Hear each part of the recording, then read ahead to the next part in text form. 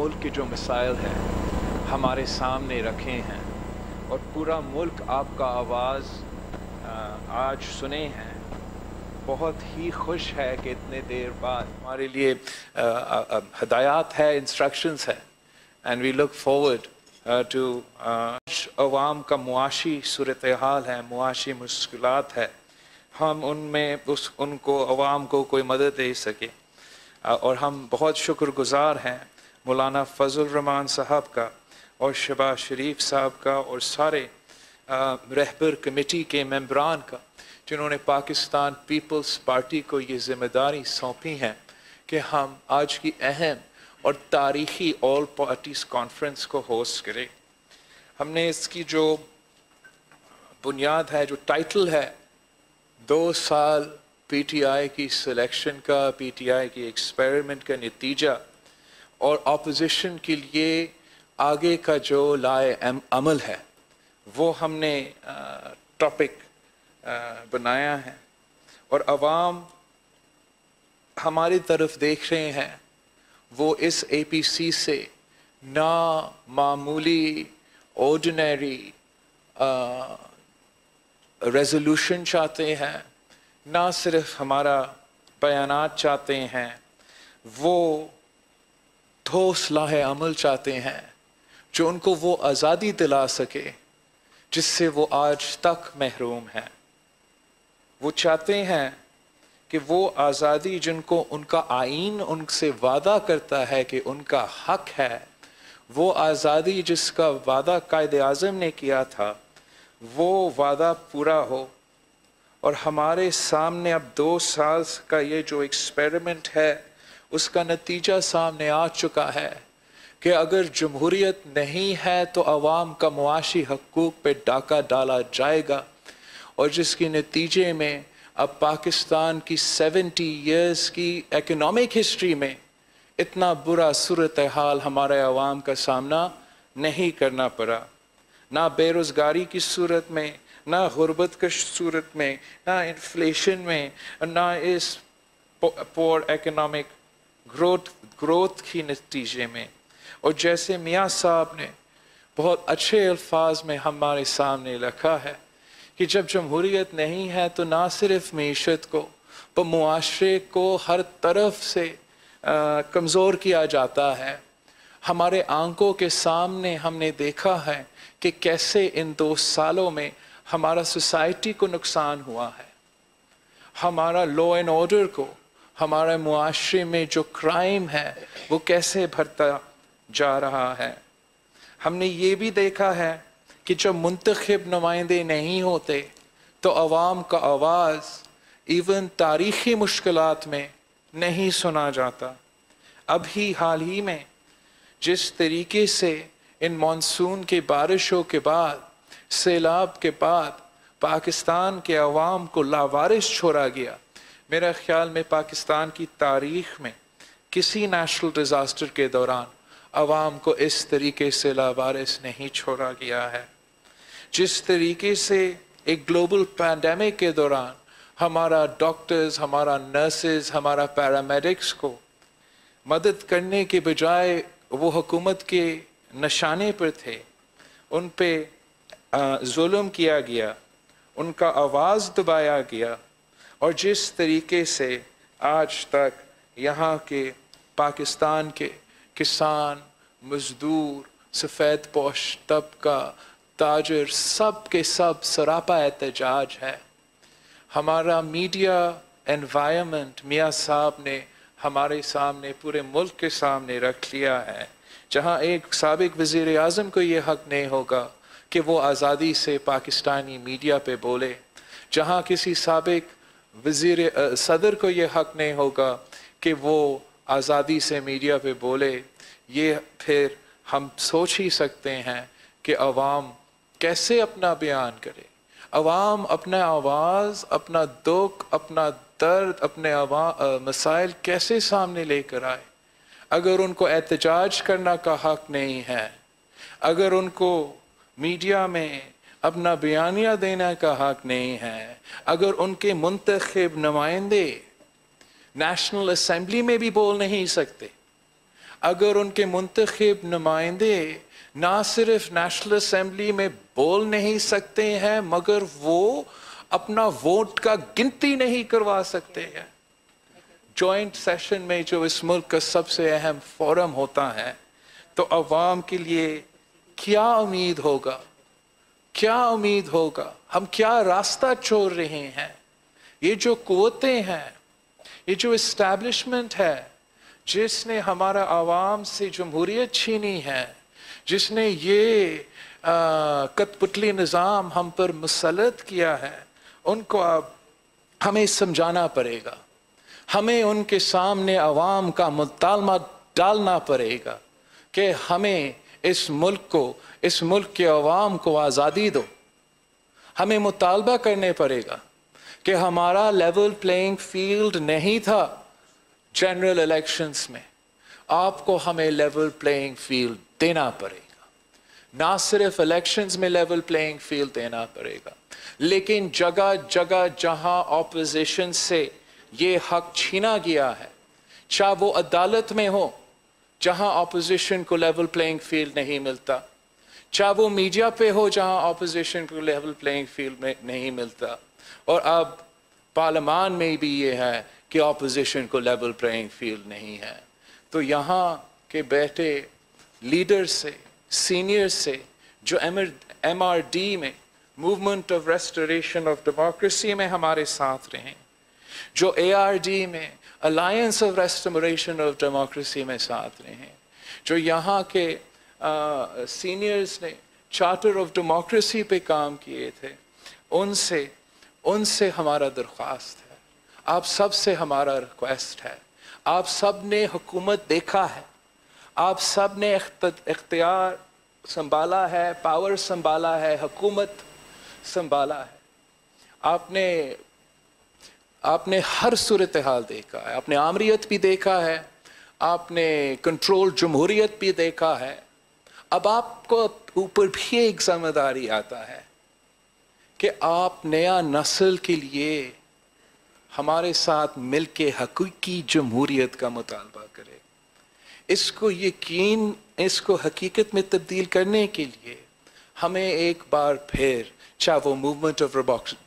For the restoration of democracy हो या alliance of restoration of democracy हो, हमें उसी इत्तेहाद के साथ, उसी यूनिटी के साथ एक और अलायंस फॉर्म करना पड़ेगा, जिसका बुनियाद एक नया चार्टर ऑफ डेमोक्रेसी हो, जिसका मंशूर एक नया चार्टर ऑफ डेमोक्रेसी हो। इसको हमारा मंशूर बना के फिर हम सबको निकलना पड़ेगा, ना सिर्फ लाहौर में या इस्लामाबाद में, मगर इस मुल्क के देहातों में, गवादर में, बलोचिस्तान में, पेशावर में, फाटा में, गिलगित बल्तिस्तान में, आज़ाद कश्मीर में, इस मुल्क के छोटे शहरों में, देहातों में हम सबको निकलना पड़ेगा।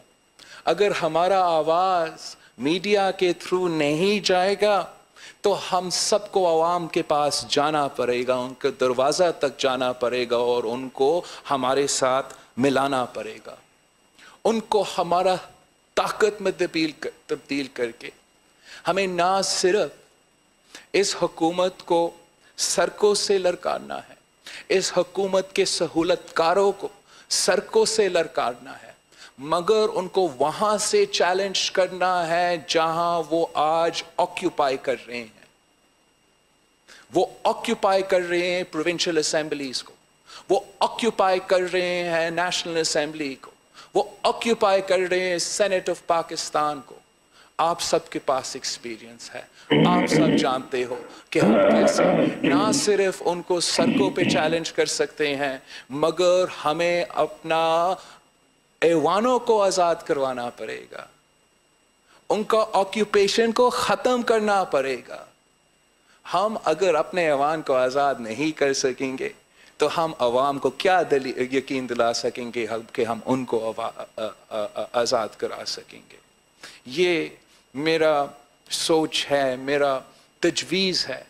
अब मैं आप सब से सुनना चाहूँगा اب سب سے ایڈوائس لینا چاہوں گا، اور جو بھی یہ فورم ڈیسائیڈ کرتا ہے، جو فیصلہ یہ فورم کرتا ہے، ہم اس کے ساتھ کھڑے ہیں، اس کو کرنے کو تیار ہیں، آخری دم تک لڑنے کو تیار ہے۔ ہم نے پہلے بھی قربانیاں دیے ہیں، اب ہم ان قربانیوں کا حساب لینا چاہتے ہیں۔ انشاءاللہ تعالی ہم مل کے عوام کو اس مصیبت سے، اس عذاب سے آزادی دلوا کے رہیں گے۔ آپ کا بہت شکریہ، ہمارا بہت ہی لمبا پروگرام ہے۔ میں شہباز شریف صاحب سے ریکویسٹ کروں گا کہ وہ اپنا انٹروڈکٹری ریمارکس دے دے، اور پلیز ہمیں موقع دے، میں نے ان سب کو کچھ کھانا کھلانا ہے۔ اگر کھانے کے بغیر ہم یہ ایونٹ شروع ہوتے ہیں تو شاید ایک دوسرا نتیجہ نکلے گا۔ میاں محمد شہباز شریف صاحب۔ بسم اللہ الرحمن الرحیم۔ بسم اللہ الرحمن الرحیم۔ جناب بلاول بھٹو زرداری صاحب، chairperson Peoples Party, chairman Peoples Party, محترم جناب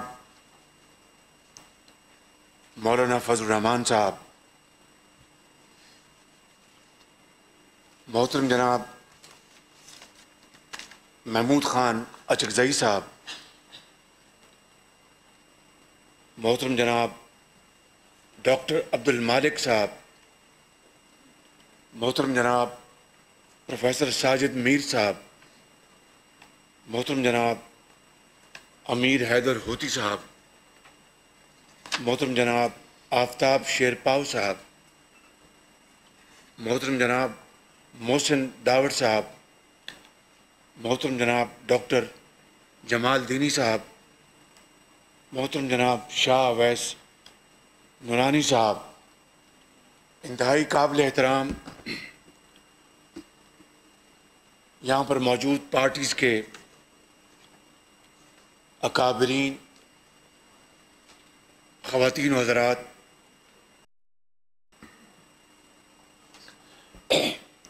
آج اس اے پی سی کی صدارت کے تحت جو پروگرام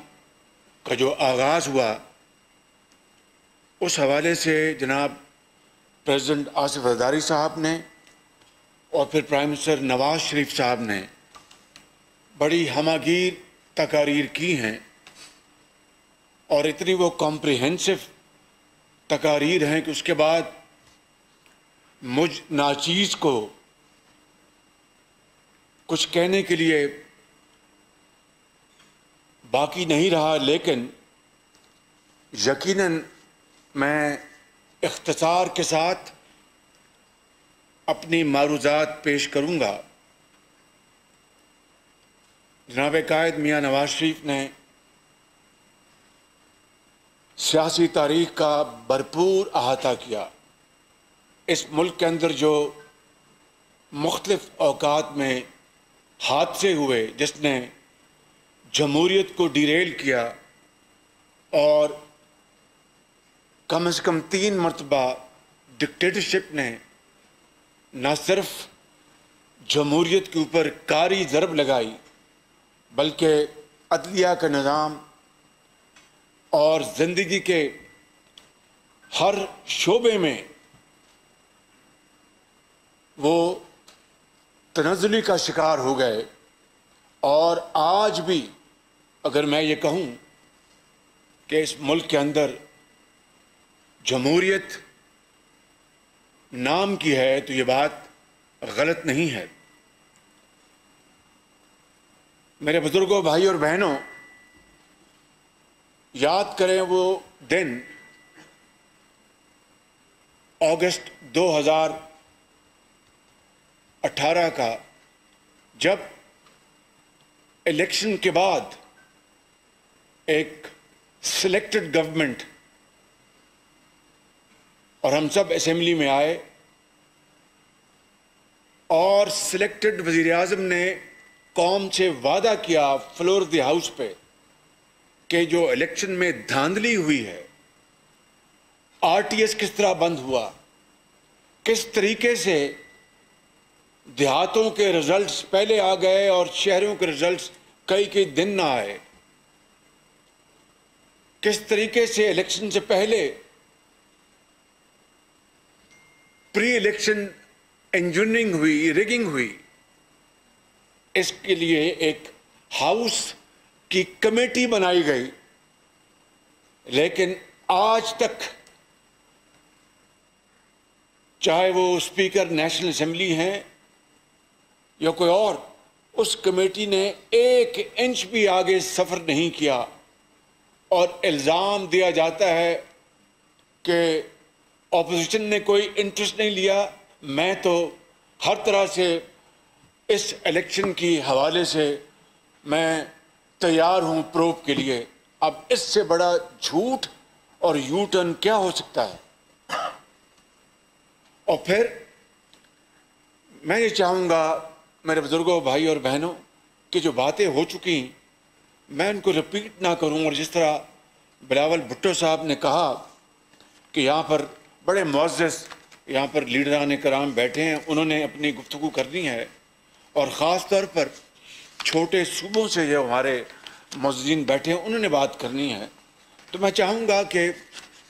اختصار کے ساتھ اپنی معروضات پیش کروں۔ اب دیکھیے کہ کراچی سمیت ملک کے مختلف حصوں میں سیلابی ریلوں نے تباہی مچا دی، اور سب سے زیادہ تباہی کراچی میں ہوئی، خیبر پختونخوا میں ہوئی، آزاد کشمیر میں ہوئی، چترال میں ہوئی، اور سلیکٹڈ وزیر اعظم کو توفیق نہیں ہوئی کہ وہ کسی جگہ جا کر وہ لوگوں کی اشکشوئی کر سکے، ان کی جو امیدیں ہیں ان کو باندھ سکے، ان کی امداد کر سکے۔ اور آپ نے دیکھا کہ سلیکٹڈ وزیر اعظم نے آفت زدہ لوگوں کو ان ریلوں کے اندھے تھپیڑوں کے حوالے کر دیا، اور بالآخر ایک دن کراچی جا کر ایک پنجابی میں کہتے ہیں کہ گونگلوں تو مٹی لائی، یہ ہے وہ وزیر اعظم، وہ لیڈر جس کے بارے میں 2-2.5 سال میں بڑے معذرت سے کہوں گا کہ اس میں ہمارے بعض ٹیلی ویژن چینلز بھی شامل ہیں کہ انہوں نے کس طرح 2-2.5 سال اس وزیر اعظم کے بننے سے پہلے کس طرح پروپیگنڈا کیا گیا، اور آپ کو پوری قوم جانتی ہے کہ 2013-14 کے دھرنے میں 6-7 مہینے اسی ڈی چوک پہ دن رات 24 گھنٹے ٹیلی ویژن چینلز نے کس طرح اس شخص کو دن رات پوری دنیا میں دکھایا جو یہ کہتا تھا کہ جو وزیر اعظم بجلی کے بل میں اضافہ کرے، سمجھ لیجئے میں وہ لفظ دہرانا نہیں چاہتا، جو حکومت اس کے زیر نگرانی ڈالر اور روپے کی جو پیرٹی ہے، اگر روپیہ گرتا ہے تو سمجھ لیے اس حکومت کا سربراہ فلاں ہے، جو حکومت گیس کے قیمت میں اضافہ کرتی ہے سمجھ لیجئے کہ اس کا وزیر اعظم فلاں ہے۔ یہ دن رات پروپیگنڈا کیا گیا اور کہا گیا کہ میں مر جاؤں گا، میں IMF کے پاس نہیں جاؤں گا، میں مر جاؤں گا، میں قرضے نہیں لوں گا، اور قرضے کس طرح لیے گئے پاکستان کی ڈوبتی معیشت کو چلانے کے لیے اس کو ساری دنیا جانتی ہے۔ مگر ان قرضوں کے حصول کے باوجود ان 2.5 سالوں میں یا 2.25 سالوں میں کیا ہوا کہ آج مہنگائی اپنے آسمان سے باتیں کر رہی ہے، اور یہ میں نہیں کہہ رہا، پاکستان کے جو اسٹیبلشڈ جو اکانومسٹ ہیں وہ یہ کہہ رہے، اور یہ کووڈ سے پہلے کی بات ہے۔ کووڈ تو اس نے پوری دنیا کو ہلا کے رکھ دیا بشمول پاکستان کے۔ ہم اس پیریڈ کی بات نہیں کر رہے، میں پری کووڈ پیریڈ کی بات کر رہا ہوں کہ اس وقت کووڈ کے آنے سے پہلے پاکستان کی معیشت کو ایسی شدید ضرب لگی کہ کووڈ کے آنے سے پہلے جو ہماری جی ڈی پی تھی 2017-18 میں 5.6 پہ، وہ کووڈ کے آنے سے پہلے 1.9 پہ پہنچ گئی تھی. اور جھوٹ بولا، جو کہ اس وزیر اعظم کا شیوا ہے کہ وہ 3% تھی، وہ 3% نہیں تھی، وہ ایکچولی 1.9% پہ آ گئی اور اب -0.4 پہ ہے. 40 لاکھ لوگ بے روزگار ہو چکے ہیں. اور پاکستان کی تاریخ میں پہلی مرتبہ گندم کی کٹائی کے فوراً بعد 66 لاکھ ٹن حکومت کا دعویٰ ہے کہ انہوں نے گندم پروکیور کی. آج گندم کی قیمت 73 سال کی تاریخ میں سب سے زیادہ ہے. مارکیٹ میں بتاتے ہیں کہ گندم جو فی من جو 1300 جو سرکاری قیمت تھی، اس کے مقابلے میں آج 2600 روپے یا 2800 روپے فی من ہو چکی ہے. اور اسی طریقے سے چینی جو 50 روپے تھی، وہ آج 100 روپے تک پہنچ گئی. سوال یہ پیدا ہوتا ہے میرے بزرگوں، بھائی اور بہنوں، کہ 2018 کے آخر میں جب یہ حکومت آ چکی تھی جس نے پاکستان کے اندر شہد اور دودھ کی نہریں بہانی تھیں اور پاکستان کے اندر باہر سے $300 ارب لانے تھے، انہوں نے فیصلہ کیا کہ چینی کی ایکسپورٹ کی جائے. حالانکہ ایکسپورٹبل چینی کا سٹاک موجود نہیں تھا. ایکسپورٹ کرنا اور ڈالر کمانا تو بڑی عمدہ بات ہے، لیکن جب چینی تھی نہیں تو اس کو ایکسپورٹ کرنے کی اجازت کا جرم کس نے کیا؟ اور پھر سبسڈی بھی دی گئی، حالانکہ سبسڈی دینے کی چندہ ضرورت نہیں تھی. اور تیسری بات کہ جب 2018 میں ڈالر 110-15 روپے پہ تھا، تو 2019 میں جب وہ 150-60 تک پہنچا، تو یہ جو 40% روپے کی قیمت میں کمی ہوئی، اس کا سارا نفع ان چند چینی کے ایکسپورٹرز کو ملا، جو کہ 40 ارب روپے بنتا ہے. اور پھر آپ نے یہ بھی دیکھا کہ اب چینی امپورٹ کی جا رہی ہے. پاکستان کے محدود زر مبادلہ کا استعمال اتنا کرمنل ہو رہا ہے کہ چینی پہلے آپ نے ایکسپورٹ کی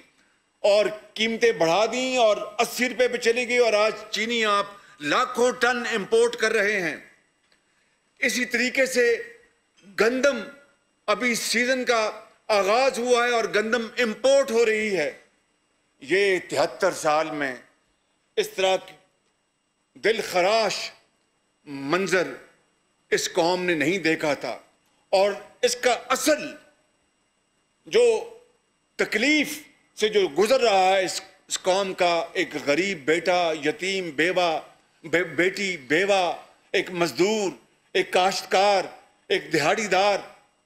وہ بیچارہ اس سے پوچھیں کہ زندگی اس کے اوپر کتنی تنگ ہو چکی ہے. میں یہ کہنا چاہتا ہوں کہ پھر آپ نے دیکھا کہ قرضے انہوں نے ان 2 سالوں میں اتنے قرضے لے لیے اس حکومت نے کہ پچھلے 10 سال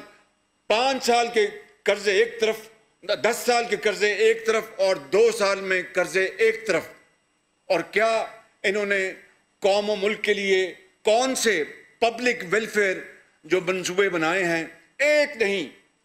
جہاں پر بھی جاتے ہیں پورے ملک میں وہ پہلے منصوبوں کے اوپر دوبارہ جا کے تختیاں لگا رہے ہیں.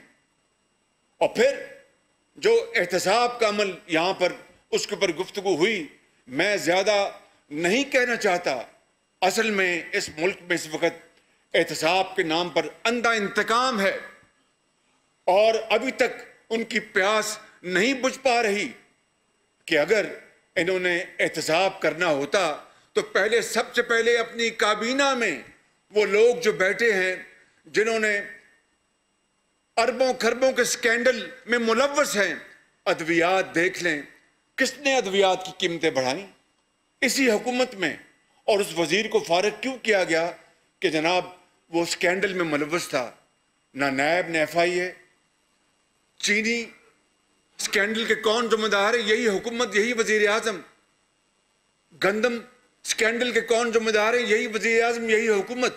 نہ نیب نہ ایف آئی اے۔ نیب اور ایف آئی اے یہ گٹھ جوش صرف اور صرف یہ اپوزیشن کے خلاف ہے،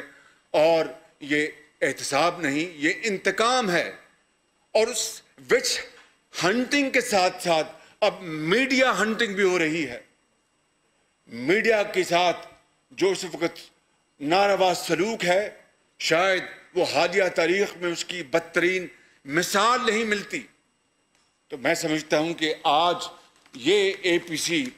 جس مقصد کے لیے آج اکٹھا، اور پھر ہمیں کہتے ہیں کہ جناب انہوں نے اتنے قرضے لیے تو اس کا ایک ایک پائی کا حساب تو آپ دیکھ رہے ہیں۔ آپ نے تو قرضوں کی ایک کمیٹی بنائی ہے، کمیشن بنایا تھا۔ رات کے 12 بجے وزیر اعظم نے اعلان کیا تھا کہ میں نے جو مسلم لیگ نون اور پیپلز پارٹی جو قرضے لیے اس کے لیے میں نے کمیشن بنایا ہے۔ وہ کمیشن کی رپورٹ آ چکی ہے، مگر اس میں سے نکلا کچھ نہیں، اور اس کا ایک ایک پائی کا اٹ از اکاؤنٹڈ فار۔ یہ ہے وہ یو ٹرن کے ماسٹر وزیر اعظم کی کارکردگی، جس کے لیے آج پوری قوم کی نظریں اس اے پی سی کی طرف ہیں کہ آج ہم کیا فیصلے کرتے ہیں۔ اور اسی طرح آپ نے دیکھا کہ جو اسکولوں میں جو بچیوں کے وظائف تھے، میں خاص طور پر جنوبی پنجاب کی بات کروں گا کہ وہاں پر بچیوں کو، قوم کی بیٹیوں کو اسکولوں میں ریٹین کرنے کے لیے ان کو وظیفے دیے جاتے تھے، وہ ختم کر دیے گئے۔ ہسپتالوں میں ادویات مفت تھیں، وہ ختم کر دی گئی۔ سی ٹی سکین اور ایکس رے کی چارجز مفت تھے، وہ ختم کر دی۔ ہیپاٹائٹس کی ادویات فری تھی، وہ ختم کر دی گئی۔ اور پھر یہ کہتی ہیں کہ جس طرح مولانا فضل الرحمان صاحب نے ایک دفعہ کہا تھا، یا کسی اور بڑے جید عالم نے، کہ ریاست مدینہ کا نام لیتے وقت ڈرنا چاہیے اور احترام کرنا چاہیے، کہ اس کو ہمیں سیاست میں نہیں لانا چاہیے، اس عظیم پاک نام کو۔ مگر کیا کہیے کہ دن رات ریاست مدینہ کا نام لینے والوں کو اتنی بھی خبر نہیں کہ مدینہ میں نکلتے تھے وہاں پر کہ کوئی گھر میں کوئی بھوکا تو نہیں ہے، کوئی بھوکا تو نہیں سویا ہوا، اور رات کو گندم کی بوری اپنے کاندھوں پہ ڈال کر ان کے گھر پہنچانا، وہ ہے ریاست مدینہ کا شیوا۔ نہ کہ ادویات آپ نے مہنگی کر دی، ادویات کی قیمتیں جو مفت تھیں وہ آپ نے بند کر دی۔ آپ نے غریب ماری کی، یتیموں اور بیواؤں کا پاکستان کی تاریخ میں پہلا موقع ہے کہ 73 سال میں جو ہر سال بجٹ پہ ایک کلرک کا، ایک گریڈ اپنا 9 کے اپنا ملازم کا جو تنخواہ بڑھتی تھی، آپ نے وہ بھی اس سال ان کو، ان 2 سالوں اس سال نہیں دی۔ اس سے بڑا کوئی بھیانک دور پاکستان کی تاریخ میں آ سکتا ہے؟ سوال نہیں پیدا ہوتا کیا اس عظیم ریاست کا جس کا آپ دن رات نام لیتے ہیں، کبھی وہاں پر کوئی تصور بھی کر سکتا تھا کہ آپ پینشن بھی آپ نہیں دیں گے؟ یہ ہے وہ صورتحال، بھیانک صورتحال جو آج ہمارے اس ملک میں ہمیں اس سے سامنا ہے۔ میں سمجھتا ہوں کہ ہر لحاظ سے یہ حکومت جو ہے وہ مکمل طور پر وہ ناکام ہو چکی ہے، اور بری طرح ناکام ہو چکی ہے۔ میں دیکھتا کہ اگر کوئی اور حکومت ہوتی، اور جتنی سپورٹ اس حکومت کو موجودہ کو ملی ہے ان اداروں سے کہ جس کا 73 سال میں تصور نہیں کیا جا سکتا، اس کے باوجود بھی بدقسمتی سے یہ وزیر اعظم کی شومی قسمت ہے، اس حکومت کی بدقسمتی ہے کہ اتنی یعنی بلائنڈ سپورٹ کے باوجود بھی، انکنڈیشنل سپورٹ کے باوجود بھی یہ پاکستان کی سب سے ناکام ترین حکومت ہے، اور میں سمجھتا ہوں کہ اگر اب بھی ہم نے اس کا احتساب نہ کیا اور اب بھی ہم نے ان تمام تر تباہ کاریوں کے باوجود بھی ہم نے خاموشی اختیار کی، تو یقین کریں وہ خاموشی جرم بن جائے گی اور ہم بھی اس جرم کا حصہ بن جائیں گے۔ آپ یہاں دیکھیں کہ چین جیسا ایک بڑا مربی اور پاکستان کا بہترین دوستوں میں سے ان کا شمار ہوتا ہے، کس طریقے سے اسی حکومت میں آنے سے پہلے پبلکلی چین کے حوالے سے کیا کیا باتیں کی۔ کے پی کے میں آج 7واں سال ہے ان کی حکومت کا، وہاں پر ان کے وزیر اعلیٰ نے اس دور کے کیا کیا چائنا کے خلاف باتیں کی کہ دل دکھتا ہے کہ وہ ملک جو پاکستان کا ایک مخلص ترین دوست ہے اور جنگوں میں، امن میں، سیلابوں میں، زلزلوں میں،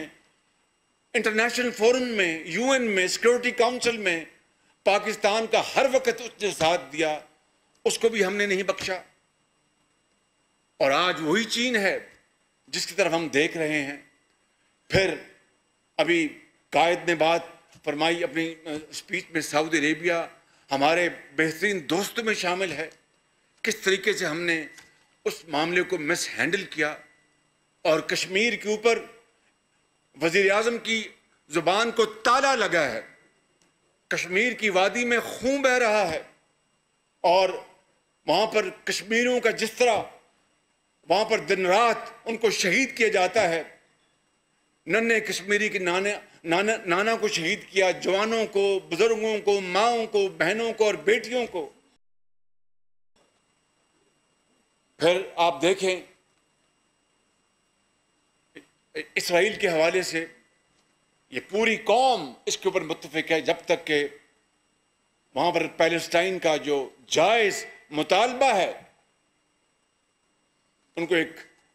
زندہ رہنے کا، ایک اسٹیٹ حاصل کرنے کا، اور جس کے اوپر انٹرنیشنل ریزولوشنز ہیں، جب تک کہ وہ مطالبہ پورا نہیں ہوتا، میں سمجھتا ہوں کہ پاکستان کو اس طرف سوچنا بھی نہیں چاہیے۔ یہ بڑا ظلم ہوگا نہ صرف فلسطین کے نہتے عوام، بزرگوں، ماں اور بہنوں کا، بلکہ اس سے آپ کشمیر کے مسئلے کو اور کمزور کر دیں گے۔ مجھے یقین ہے کہ اس کے اوپر پوری قوم یکسو ہوگی اور اس کے اوپر کوئی کسی قسم کا کمپرومائز نہیں ہوگا۔ میں زیادہ وقت نہیں لوں گا، آخر میں مجھے پھر چند باتیں گزارشات کرنی ہیں، لیکن میں صرف یہ کہوں گا کہ یہ کہتے ہیں کہ ہماری ایک تاریخی حکومت ہے،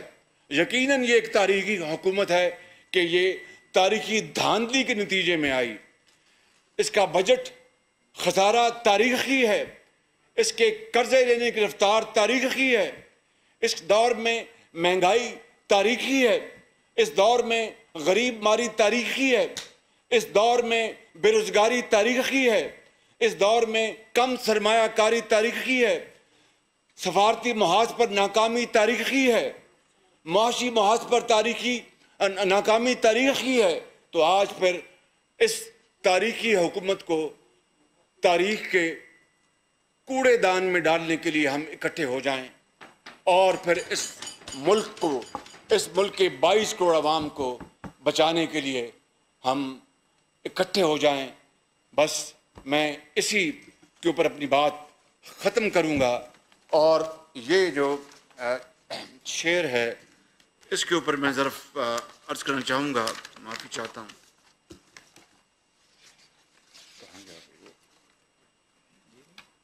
جی صاحب، جی مہربانی، تھینک یو۔ ہو صداقت کے لیے جس دل میں مرنے کی تڑپ،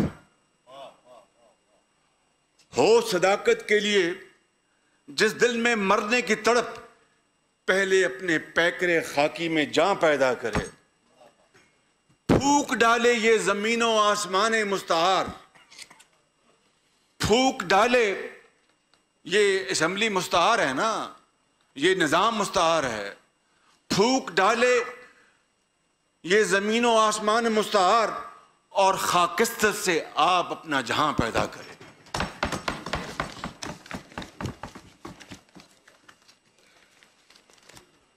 بسم اللہ الرحمن. صدر مسلم لیگ نون